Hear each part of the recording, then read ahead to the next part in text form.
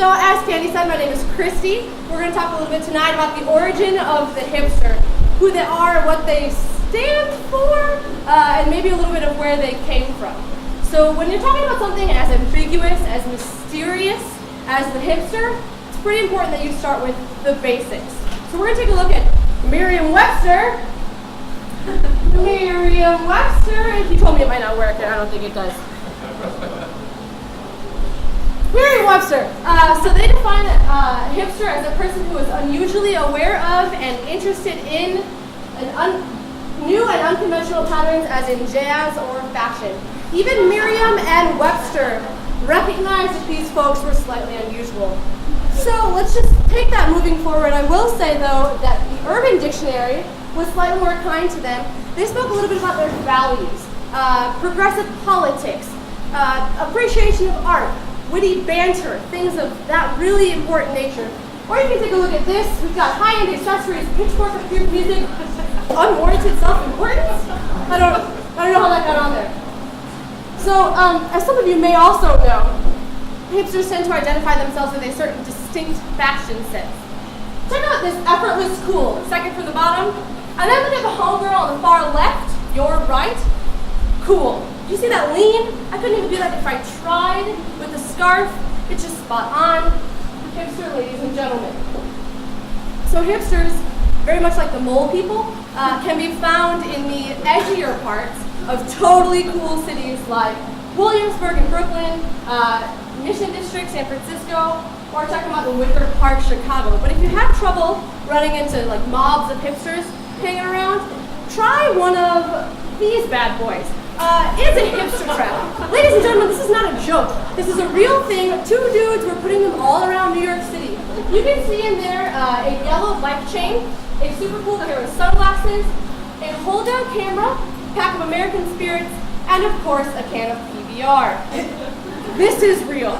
It's a real thing. You can see a lot of those items on the likes column of this list, but I want to draw your attention to one item in particular.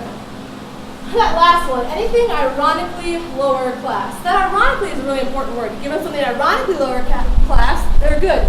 If you give them your jeans from like Fleet Farm, not so much. Not quite the ironic they're going for. But above all, hipsters are into that phrase right up there. I was into blank before blank. The beauty is you can really use those blanks for anything at all. Hipsters in general just go for degradation of mainstream culture. So if it's anything, that's all. Just ask these guys. Some of them are in this room. Some of them qualify at various levels. Please, no one get offended. Audra was into this crazy, like, trendy nail lady before I even knew that that kind of thing existed. So they're hipsters-ish, give or take.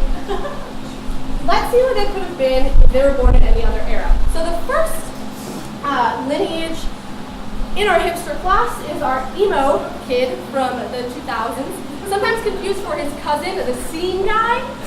Emo kids generally want their overdose of emotion to be readily apparent to anybody around them.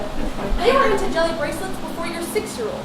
The gothic guys, so Addams Family's up here, it's pretty fair play. Besides the Addams Family and the Munsters, pretty much the Goths' main addition to culture was the versatility of the color black. They were into black before the Oakland Raiders, who, if any of you guys know, were founded 20 years before the Gothic movement started. The 70s punk movement, they were all about anti-establishment. They were into individual freedoms. They were into skipping school before Bueller, and I'm sure that that worked out really well for this guy. Just take a look at it. That's all we need to do here.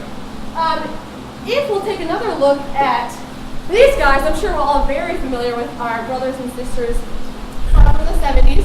Those crazy hippies, they were into weed before creative guys. Who'd have thought? They were so anti-establishment, so against the man, that they fought back. And they fought back with peace and also with drugs. The 1960s greasers, they were the cool kids of the 60s. Which originally started as an mostly ethnic group. White kids everywhere thought it was so cool with greased back hair and all that stuff. They started emulating it just to rebel. We know from the Fonz and his more formidable buddy, Danny Zuko, that they were into smoking in the boys' room before Motley Crue. The Beatniks, okay, this, I really don't have much to say, because I just want you to look at this guy. You see him with like the paper, construction paper beard and the cigarette hanging out of his mouth? Just pure awesomeness. Check out the bongos, these guys. They were into poetry and bongos before the Eiffel Tower was even built. Now the 1940s hipsters, this is my absolute favorite.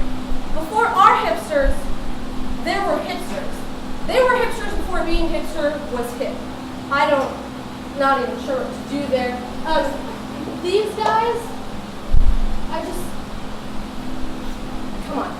They beat the hipsters at their own game. So this next to are a couple thinkers, existentialists. If you guys forgot from high school English class, these crazy existentialists were into like essence, like me standing here, you sitting there, being, more than they were into like essence, like the fact that you guys are sitting and you're the audience.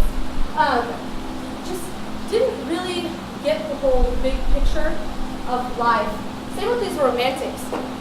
Guys like Poe were into themselves before the rest of the literate public. They all thought they were the shit.